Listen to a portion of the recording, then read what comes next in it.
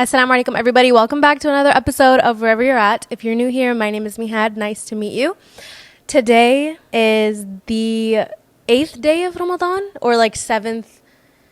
All I know is that we've hit a week. We've hit 1 week into Ramadan, which means we're about to hit the first 10 days of Ramadan, which is crazy. SubhanAllah, they flew. And I have absolutely no plan for this episode. I just don't. And that's kind of a lie, because I have an episode that I was planning to make like post Ramadan or something. It was just in the books, in my notes, you know. And then I realized it's kind of the perfect episode for the middle of Ramadan, because now is the time, and I took this from a lecture, where you really have to sit with yourself and think, who am I and who do I want to be after Ramadan? Okay, because that's obviously the whole point of Ramadan, is it's transformative. You do not leave Ramadan the same person that you entered as. That's the goal. If we're leaving as the same person, we did not take the benefit of Ramadan. So that being said, a highly requested episode is becoming an ideal muslimah, Muslim it girl. Like, who is that? Who is she? Let's talk about it. Before we talk about it though, let's talk about the setup, okay? Because I know I got some Spotify people and I've got some YouTube people. So let me just set the scene, okay? Post taraweeh. Okay, I just decided, you know what? I'm home alone today. Let me record something for the girls, okay? Because they've been wanting more episodes, more music alternatives. And I know, and I'm so proud that a lot of you guys are DMing me saying that my podcasts are helping you stop listening to music in Ramadan, before Ramadan, and after Ramadan, which is the goal. But since you guys hyped up the last 2 episodes so much, I'm feeling like I have to deliver so much and so well. Like, I'm preparing for these podcasts like I'm going on stage, or like I'm about to give a speech, okay? But I'm here to make them more chill, more casual, more girl talk. You listen when you're driving home kind of vibe, anything like that. And the reason I'm saying that is because maybe if it's more casual, I can pump out more for you guys. And I don't have this fear of it having to be like perfect and then I can post and it has to be like an hour long or whatever. We're just chatting, okay? It's post taraweeh. I have my chai. This is Adani Shay. It's Yemeni, it's Somali, it's Karakti, it's Pakistani. It's just cardamom chai with milk, okay? It's just black tea with milk.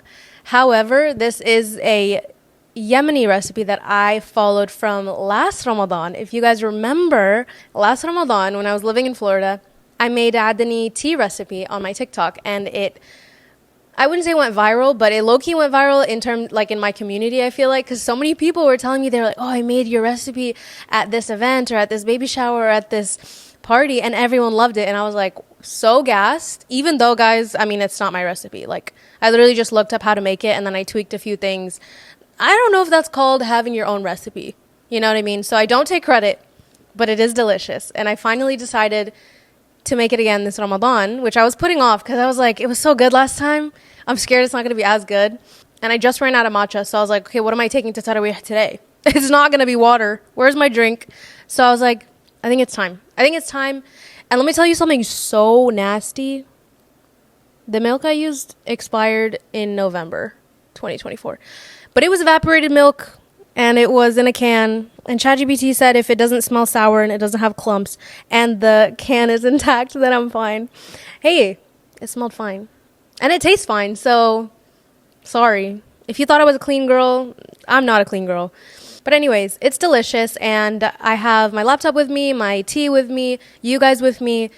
It's a nighttime vibe, and I've never recorded a podcast at night. Except like for the Patreon, obviously, but never like a Spotify night podcast. So I'm excited.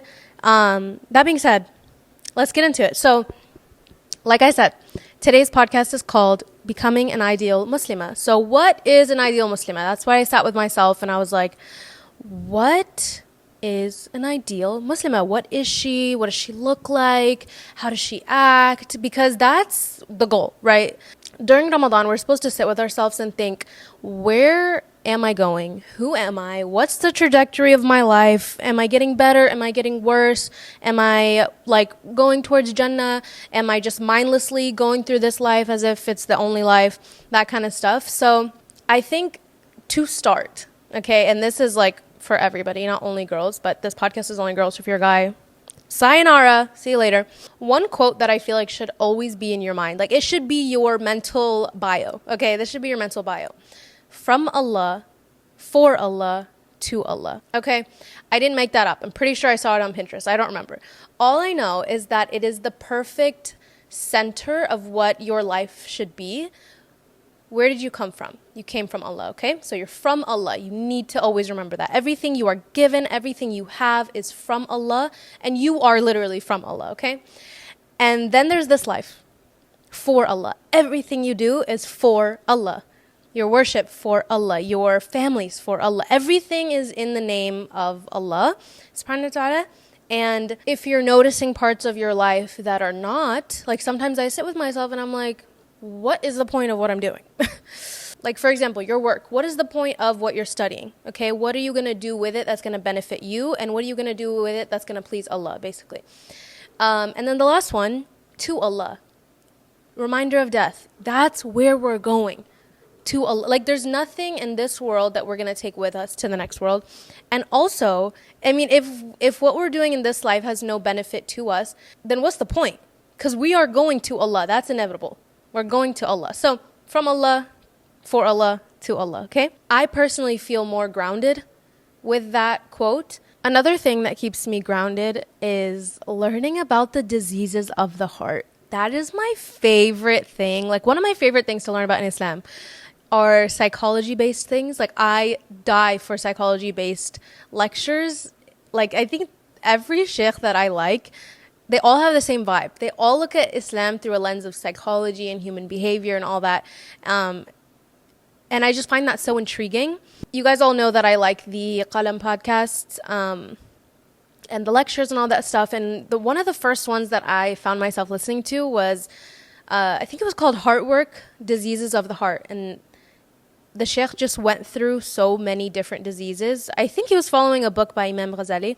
But it was just so interesting to reflect and be like, dang, am I arrogant? Or dang, like, let me just read you some of the diseases of the heart, okay? Because I feel like in order to become an ideal muslimah, right, you need to look inward and make sure that you don't have these diseases, okay? But most likely, actually 100%, you probably have some of these diseases because you are a human. But to work on them is what an ideal muslimah would do. You know what I mean? So let's read them. I'm just going to literally rapid fire them, okay? Arrogance, envy, greed, hatred, malice, love of the dunya, pride or self-admiration, hypocrisy, rancor. What does rancor mean? The way I embarrass myself in this podcast every time, pick up a book, Mihad. Rancor means a feeling of bitter anger. Okay, gotcha. Next one, anger, lustful desires, despair in Allah's mercy. Ooh, I didn't know that one. Despair in Allah's mercy is a disease of the heart. Can you believe that? You're actually diseased to think that Allah is not merciful. SubhanAllah. Excessive fear of creation. Discontent with Allah's decree. Suspicion. Showing off. Love of fame or status. Stinginess. Lying. And harboring ill intentions. I mean, boy, do I have all of them. Like, I have hints of all of them. Astaghfirullah. But that's just true. That's just who we are. We do find ourselves feeling better than people sometimes. We find ourselves lying sometimes. We find ourselves despairing sometimes. We find ourselves getting too caught up in self-admiration a lot of the time, especially nowadays. But working on those, can you imagine what person you would be if you didn't have those diseases? Which obviously getting closer to Allah subhanahu wa ta'ala and working on your deen and seeking knowledge are all things that literally take those diseases of the heart away. There's just no way you can follow Islam fully and have those diseases of the heart. Can you imagine who would be? Like how fun it would be to be around someone like that. So apparently, when I was planning this podcast that wasn't supposed to be recorded today, but off a whim, trying to get these episodes out for you guys so you have stuff to listen to. I wrote that these diseases are addressed through self-purification, tazkiyah, and remembrance of Allah, which is dhikr, repentance, and adopting virtuous qualities like humility, gratitude, and sincerity. So, listen, the ideal Muslimah, the Muslim it girl, it doesn't look like what you think it looks like. I mean, immediately in my brain when I'm like mindlessly thinking of it girl, I'm thinking of like not an influencer, but like you know what I mean? Like, she's stunting with the outfits. She's like, she's disciplined. She's an independent woman. She's doing her thing. Like, I feel like that's what the media / society wants you to feel an it girl is, right? Super into self-care and self-admiration and me. But in Islam, the ideal Muslimah is just someone who is getting closer to Allah subhanahu wa ta'ala, or who is close to Allah subhanahu wa ta'ala. Someone who works on their deen, someone who remembers Allah, someone who has virtuous qualities, someone that doesn't have these diseases of the heart. If I really think of who I want to be in life, I want to be, the first thing that comes to mind is I want to be a mother, inshallah. Okay, the next thing that comes to mind is I want to be prophetic in my character, okay? Because the best of us are those who have good character. Let me actually ask chat the importance of good character in Islam. I've actually found it very beneficial to find hadiths, authentic hadiths and ayahs using like ChatGPT, because it just comes to you so quick and knowledge is at our fingertips, like I said in the last podcast. So the saying of the Prophet Muhammad ﷺ, the best among you are those who have the best manners and character. Another one, I have only been sent to perfect good character. Sahih al-Muslim. The most complete of the believers in faith are those with the best character.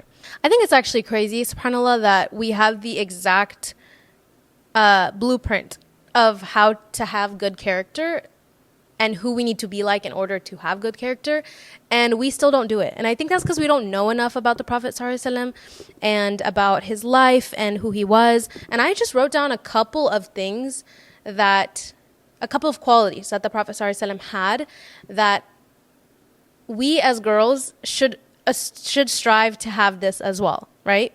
The first one, truthfulness. He was known as Al-Amin and As-Siddiq, even before prophethood, earning people's trust and respect. Compassion, forgiveness, humility, patience, justice, gentleness. He handled situations with wisdom and gentleness, and never responding with harshness, even to those who opposed him. Generosity, kindness to children, respect for women, good manners, gratitude, courage, mercy. In Islam, to be recognizable on the Day of Judgment by the Prophet ﷺ is based on how much we replicate him and his sunnah. I don't know about y'all, but I want to be recognized. Inshallah, I want to be recognized by the Prophet ﷺ.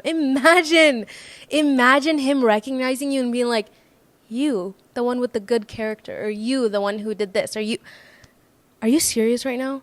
I don't know about y'all, but it's kind of like it's not hard for me to deep things that are obviously like from Allah subhanahu wa ta'ala, but I do love that we have someone, a human, who we can follow and we can try to be like, because it's more tangible, you know what I mean? Like sometimes I heard Sheikh say that if it's more tangible to you when you're doing a sin, think about the Prophet ﷺ watching you do that. Make it more tangible for you to understand that when you sin, you are not alone in that sin. Like, you are being watched. And can you guys believe that we're going to have to watch our sins on the Day of Judgment, like on the big screen? Like, that is beyond me. That's actually beyond me. May Allah protect us from that. May Allah wipe our sins clean so that on the Day of Judgment, we can only see the good that we did. But yeah, basically, all of those things that I mentioned about the Prophet ﷺ, I want all of those qualities. Like, think about a person that you know that is so, like, pure. You know what I mean? Like, you just think of that person and you're like, such a good person, such a good prophetic person, okay? When you say prophetic, you are implying that they have prophetic, like, qualities. So all of those qualities that I just mentioned, good manners, generosity, gentleness, kindness, courage, all that stuff. That's who I want to be. Like, that's the goal, okay? That's the goal in life, is to be prophetic and to please Allah subhanahu wa ta'ala. And obviously you please Allah subhanahu wa ta'ala by replicating the Prophet's actions. How do you attain that? How do you attain that? Because I just feel like, I don't know about y'all, but when I'm around other people, oh my God, I don't know if it's that I try to please them, but, well, obviously, but it's so much harder for me to stick to my values and stick to who I want to be when I'm put in situations around people. For example, I know we have all been there where we go, I want to be so mysterious today. Or like you hit your birthday and you're like, okay, this new year, I'm gonna be mysterious. I'm gonna be soft-spoken. I'm gonna be private. And then you do like the opposite of that. That's the problem. Every time I try to rebrand, I go back to who I am. And that's because I'm trying to rebrand just mentally, but I'm not doing anything to rebrand. The times I feel like I actually do rebrand is when I learn something new about Islam, or when I learn something new about, or when I just improve my character in any way. That's when I feel rebranded, you know?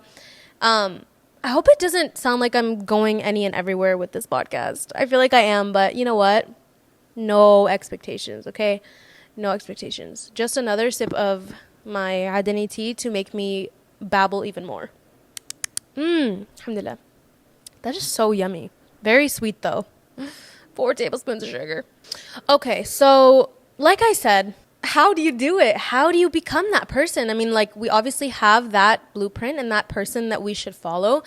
But I feel like as girls, especially this day and age, we are told to only focus on our looks, and it takes all of our energy that we don't even sit and try to think, how can I be more kind or more generous or more truthful or more humble? We don't think of that. We actually are the opposite, okay? We're like, how can I make my skin better? How can I make my hijab better, my clothes better? How can I make people like me more? How can I make boys like me more? How can I... Me, right? I'm not yelling at you. This is literally my problem, okay? And it's not our fault necessarily. It's what we consume, okay? We consume the daily shed in the morning where people are ripping plastic off their face because it is that important that everything about them be so beyond perfect. And the main problem is that you're supposed to have balance in life with everything. And the balance is so off right now. It is so off. When you think of ideal muslimah, you probably think of some like super righteous person, which is not a problem. I don't understand why when you call someone religious, or like you're like, oh, I don't want to, like, I'm really not that religious, or I don't want to come off as that religious. Why do we do that? Why do we not want to come off as religious? That's actually crazy. That's crazy. Anyways, not what we were talking about. The tangents. I think I'm talking fast because my camera's dying, but I'll charge it for you guys. Don't worry. Oh, shoot. What was I saying? Oh, yeah. We probably think that the ideal Muslimah just, like, doesn't do anything wrong, okay? She doesn't do anything wrong, and she doesn't sin, and she doesn't, like, and she's, like, fully into Islam only. Don't think of yourself so far away from people that you deem to be like crazy religious, okay? I feel like that's our problem as girls, is that the person we want to be, we make her seem so far away when it's really not. The only way to get to the person you want to be, or the girl you want to be, or the Muslimah you want to be, is to go about your day thinking, what would she do? Okay, so if the ideal Muslimah is someone who is very on top of her salats, right? And someone that does not backbite, then when you're in those situations where you hear the adhan, you gotta make that decision based on what she would do. Would she be on her phone after the adhan, like, you know, is on in the call to prayer, and she just continues to scroll? Or does she get up and she answers the call to prayer? What does she do? And I feel like that's not even something in Islam specifically. It's just something that people who are trying to get better at discipline do, like the 5, 4, 3, 2, 1 method, where you just, whatever you want to do, 5, 4, 3, 2, 1, you get up and do it. You don't let your brain convince you otherwise. And in this case, shaitan convince you otherwise. Because I guarantee you, the ideal Muslimah, or the it girl, Muslim girl, she has battled with shaitan more than you know. And that's why she's where she is. That's why she's adopted better habits. That's why she is so good at working on herself, is because she's probably worked a lot on shutting shaitan up. like literally just shutting him up. That's the only way to get better at our deen. And it's tough. But a reminder that shaitan on the Day of Judgment is going to straight up say, I didn't make them do anything. They did that all by themselves. Anyways, I keep saying ideal Muslimah. who is she, okay? Like, obviously those traits, prophetic traits, not super self-obsessed, and I'll talk more about that in a minute, but straight up in Islam, like, there's so many influential women that I need to learn about. Like, I need to pick up a book about influential women in Islam. So if you have any book recommendations or lectures or anything just about women, influential women in Islam, we don't learn enough about it. Like, we literally don't. But anyways, I know they exist, okay? And none of them worry about their looks like we worry about our looks. How sad is it when you really reflect on the amount of time we spend on trying to look good? Like, I'm not even kidding. Our whole life is surrounded by looking good. And I saw a TikTok that was saying it's so sad that we have memorized what we look like in an iPhone camera. And I know you guys have seen the ones about, like, we were never meant to see ourselves more than, like, twice a month in a pond. Like, we're not supposed to have mirrors. I don't really understand that, but I do get it. What she's saying is we're not supposed to be as obsessed with how we look. And we're not supposed to look at ourselves in every second of the day in the mirrors and Snapchat and the camera and Instagram and whatever. Like, our looks is what our society wants us to think about 24/7 because they capitalize off of our insecurities, okay? So if you're looking at yourself 24/7 and you're comparing yourself to people online, then they're able to sell you lip masks and eyelash serums and collagen masks and what's that thing you put on your chin? Oh, mouth tape. I mean, like, there's some things that are actually beneficial, like mouth tape for breathing, or like, and like, wanting to have nice skin is not like something negative, but it's the obsession that we have with it. It's the obsession we have with the right products that last us all day, and the right hijabs, and the right outfits, and the right jeans, and the right pictures, and the perfect Instagram picture, and the perfect TikTok, and the perfect audio, and oh my God. And guys, imagine how much we could do with our time if we just didn't think about it. Like, think about it. Right now we're fasting from food, right? One of the things we're fasting from. How much more time do we have in our day now that we're not eating? Like, the 2 hours we're supposed to have at lunch, what are we doing? We're like, dang, I'm usually eating at this time. Like, what am I going to do now? Or what am I doing in the morning if I'm not making coffee or breakfast? What am I doing? Imagine if just for a period of time, we didn't think about our looks at all. No mirrors, no makeup, no pictures, nothing. Just the day. I mean, how much more time would we have? How many more things could we do, get better at, learn, help? Like, how many more people we can help if we just if we fasted from our looks, if that makes sense. Which I do feel like in Islam, because especially in Ramadan, we're not only fasting from food. Like, you're fasting from sin, you're fasting from desire, you're fasting from things that you usually indulge in. And what if we fasted from our looks? That's so hard because we're so concerned, because we're told that that's our worth. Our worth is our looks, and the only reason they tell us that is, like I said, to make money off of us. They can't make money if we're confident. They can't make money if we listen to when Allah subhanahu wa ta'ala said that we are a perfect creation. We were made with perfection. I mean, they're telling us the opposite, so it's really hard to remind ourselves that, and remind ourselves that we actually don't need fixing, and we don't need to look a certain way, and we don't need to all follow the same trends. But as girls, especially as girls, we just want to be seen, and we want to be validated, and we want to feel desired. And to an extent, that's all right, okay? That's what having people around you, like your family or a spouse, they can make you feel pretty, and they can make you feel loved, but we feel the need to feel that from everybody. Like, I remember, and I still have this sometimes, wanting every single person to think I was pretty. Did not matter who you were, boy, girl, adult. I needed everybody's validation to feel pretty. Why did I post on Instagram? And why do we post on Instagram? We want those comments. And I know that we convince ourselves it's not for the comments, and we're like, you know how people say, like, Oh my God, this is a hot take. You know how people say that girls don't put on makeup for boys? But we do. But we do.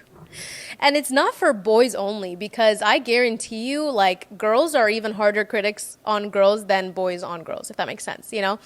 There's a lot of insecurities that we have that boys don't even notice or care about. It's girls that have given us that insecurity. We are our own downfall. And so when people say, oh, I don't wear makeup for boys, okay, but you do wear it for validation, because you're told that if you look this way, if you enhance your features this way, then you're beautiful. So that's why you do it. You don't do it for yourself. I mean, you're telling me if we were all blind, you'd still wear makeup? No, you wouldn't. Even if you were not blind and everyone else was blind, you wouldn't wear makeup. There's no point. The point is to look a certain way so that you are accepted. And that doesn't mean that you feel that maybe at the top of your head, but it is very subconscious. It is very subconscious that the clothes we wear and what we put on our face is all to feel validated by either ourselves. You're validating yourself by saying like, whoo, I look like other people now. I'm fine, okay? I'm safe. I'm going to be treated better. Like, I'm chill, okay? Or it's just other people. Anyways, I think it's very important to acknowledge the fact that growing up, the media has made Muslim women out to be oppressed and out to be people without freedom and controlled and all this stuff, right? And that's because we go against everything they sell us, okay? So if you think you are beautiful and if you cover your hair and if you cover your skin, then you're not falling for what they want you to feel. You know what I mean? You're not falling for show more skin, be more scandalous, do this with your hair. Like, you're not you already like make them lose money, if that makes sense. And so if everybody were to do that, bye-bye makeup companies, bye-bye hair companies, bye-bye, like, you know what I mean? But seriously, when you disconnect from how you look, which I'm not there, literally not there, but when you disconnect with how you look and you start to hear how other people sound, it's scary. It's scary. Like just literally scrolling on TikTok and seeing all the things from TikTok shop, like my belly disappeared with this shapewear, or I got so many compliments on this purse as I got it in every color.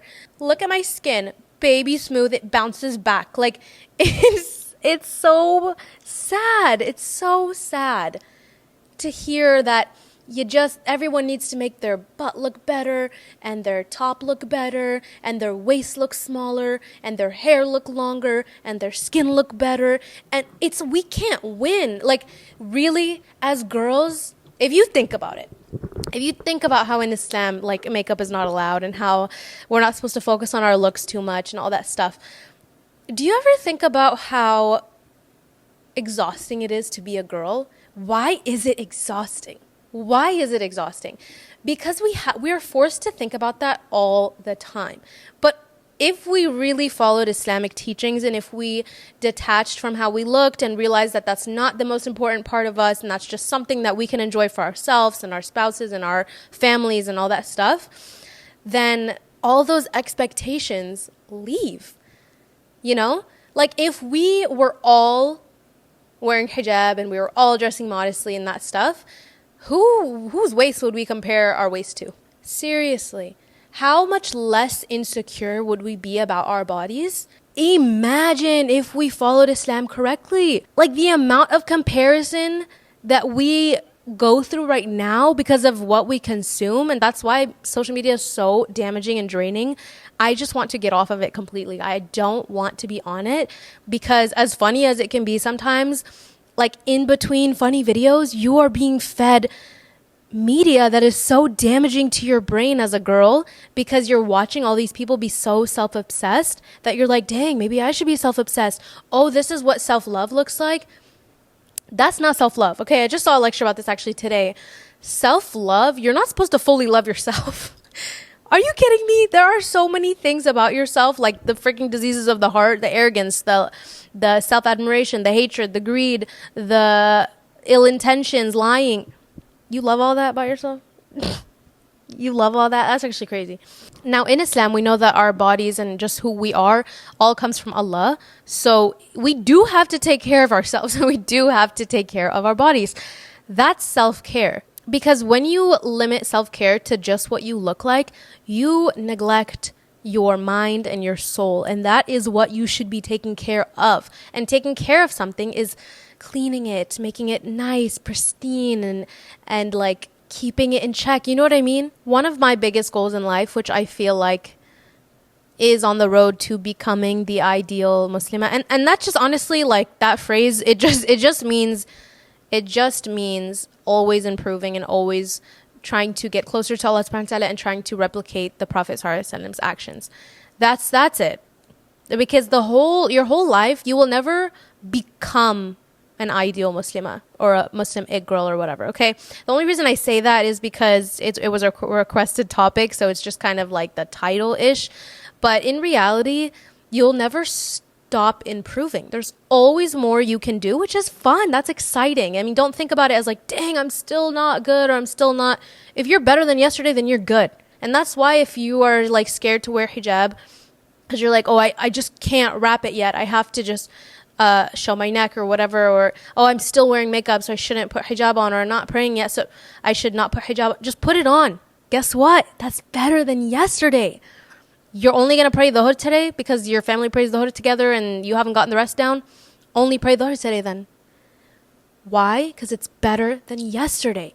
Just be better than yesterday. Don't fall into perfectionism where you don't ever progress and you don't ever get better because you're going for a more all or nothing mindset. Anyways, what I was saying was that my biggest goal is to, in terms of character, is to become a person who is beautiful on the inside, because that shows on the outside. If, like I said, think about someone who you deem beautiful, right?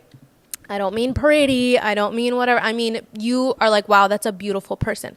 You don't think about their looks first. You think about how much they care for others, or how they're always there when you need them, or how selfless they are, how kind they are, how in tune with themselves they are, that stuff. Okay, so you're not thinking about their looks, because that's not what makes someone beautiful. I know you've met girls who are beautiful physically, but they are just ugly. Like, their personalities are ugly, and then guess what? It shows. It shows on the outside. And I'm sure there's people who are not, quote unquote, the beauty standard of whatever right now, but you still deem them beautiful because of who they are, and it shows on the outside. They are more beautiful to you. You know what I mean? I think I said this earlier, but my favorite people are people who are prophetic, because they just radiate good energy. Like, they radiate humbleness and peace and just happiness. Like, you just like are so happy around them. And that's why people were drawn to the Prophet ﷺ, because he had all of those virtuous qualities. So honestly, the consensus is that who I want to be and who we should strive to be is someone who is prophetic and someone who takes care of themselves through Islam, so not through looks, okay? And I think that starts with humbling yourself. We don't need to be flashy, and we don't need to fall into the trap that our worth is based on how we look, how small our waist is, or how... Isn't that crazy that, like, when you take a picture and your waist looks good, you feel good. Like, you feel like, oh, this is a good pic. Like, my waist looks good in it, or my butt looks good in it, or like my... You know what I mean? Like, that's sad. That's actually sad, because it just shows how attached we are with the idea that our worth is based on how we look. And I have fallen down that trap many a times, because that's what we're fed. And that's why I feel like it's really important to reflect and to detach from our looks. And I know I'm talking about looks a lot right now in this episode, but that's where a lot of us are at, and that's where I'm at. And we won't have time. We literally won't have time to work on those qualities that the Prophet ﷺ had if we take all of our energy on our looks. Something that I also want to achieve is modesty in every form. Okay, modesty is not just wearing loose clothes and a hijab. Modesty is also in your speech, in your actions. I want to be feminine. I want to be soft. I just want to like have no anxieties and no like overthinking. Like there's just so much that I could like cure if I knew more about Islam. And that's why I really, really want to work this year on seeking knowledge. Because the more you know, the more at peace you are in this life. And I think I said this in the other podcast of healing your relationship with Allah. The more you know, the better, the happier you'll be, the more content you'll be. So like I said, I want to be feminine. I want to be soft. I want to be disciplined. I want to be caring. I want to be devoted. And like when you think feminine, I'm not talking sourdough starter in the kitchen, even though I will get there. Inshallah, I will get there.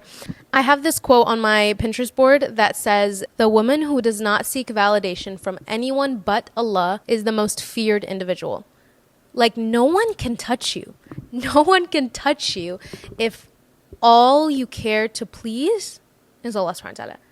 That's the goal. That's an ideal Muslimah. She only cares about Allah subhanahu wa ta'ala. She does not care about pleasing people. She does not care about falling into the traps of this dunya, just pleasing Allah subhanahu wa ta'ala. And like, I feel like we think when we give up sins, like we're going to be just less happy. You give up music. Okay, oh, dang, I can't enjoy life anymore.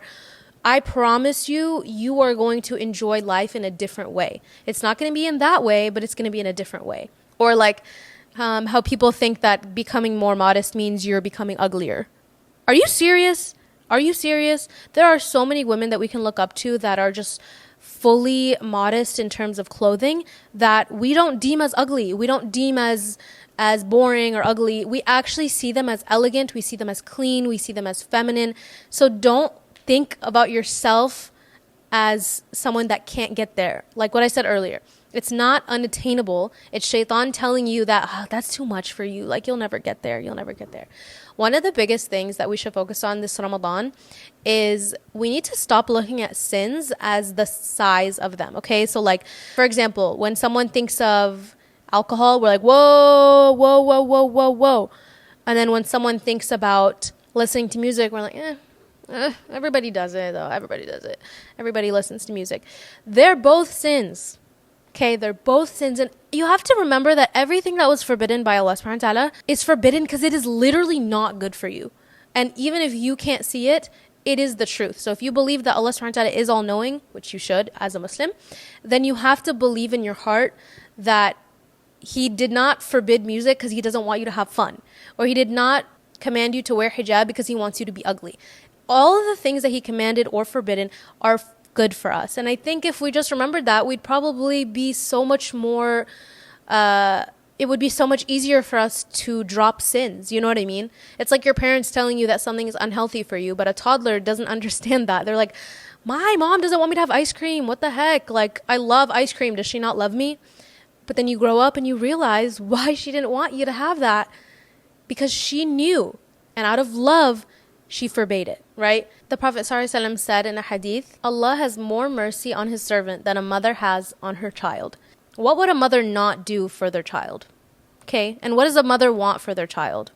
You cannot say a mother wants bad for their child, or a mother wants their child to be sad, or have a bad life, or have a difficult life, or Allah does not want difficulty for you. He does not want bad things for you. That's how we should look at things that we don't yet understand. I mean, we're still young. We're still young. A lot of you guys that are listening are between, I believe Spotify says 18 and 25. I know I have some younger girls and some older girls. Everyone's welcome here. But since that's the main age range, we are young. We are still young. And there's so much that we're going to gain a deeper perspective on later in life. And we would be so happy knowing that we made those decisions early on. So, I mean, the whole point of this podcast as well is to remind each other that just because we're young and just because we're not in our, 40s, 50s does not mean that we're supposed to just live life lollygagging right now. We're supposed to focus on our deen, from Allah, for Allah, to Allah. That's what we're supposed to be focusing on all the time. Like, we're not kids anymore. if we were to die today, we don't get a free pass. Like, we will be asked, and that's what's so scary. And that's why in Islam, we should remind ourselves of death a lot, because it is easy to get wrapped up in our looks, and it is easy to get wrapped up in shaitan's whispers of like, you're doing so much already. Guys, I need to take like a master class on shaitan to like really have more backup when I try to fight him off in my head, because the way he comes at me is not how we think. It's not how we think. Like, he can literally, I'm like about to say I've caught him. No, but straight up, have you ever heard like the whispers in your head, like, you already prayed for, like, it's fine, just let's go outside. Let's go outside. You already prayed 4. That's so great. Wow, tomorrow you'll pray 8 when you have more energy.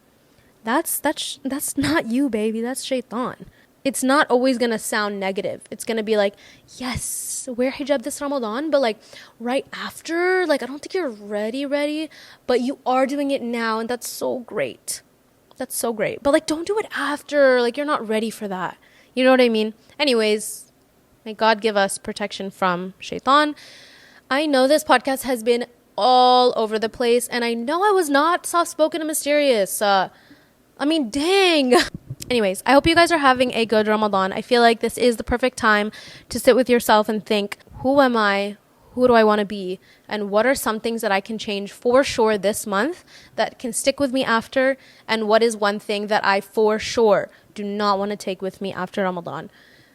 Inshallah, everything that you are making dua for and everything you are working towards, you will see the fruits of your labor. And inshallah, Allah subhanahu wa ta'ala makes us girls who work on ourselves rather than working on how we look, focusing on the next life rather than this life, and remembering from Allah, for Allah, to Allah. I hope you guys enjoyed this episode. Tried to make it extra long for you guys, which means extra yapping and extra tangents and all that stuff. So sorry if it was all over the place. I hope you learned something, and please teach us something in the comments. I will see you in my next episode. Love you guys. Salam. Asalamualaikum, Patreon girls, back at you with another episode. We are 10 days in. I'm just lying. I'm lying. When I'm around people, I tend to not do the best. I don't know if you guys relate to this, because if you're someone who is always around friends, let me know how you find a balance. Okay, how do you find the balance? Like, you guys know how hard it is when like your friends are like backbiting. You are not just gonna stand up and be like, enough, everybody stop backbiting. Like, honestly, that's what we should be doing.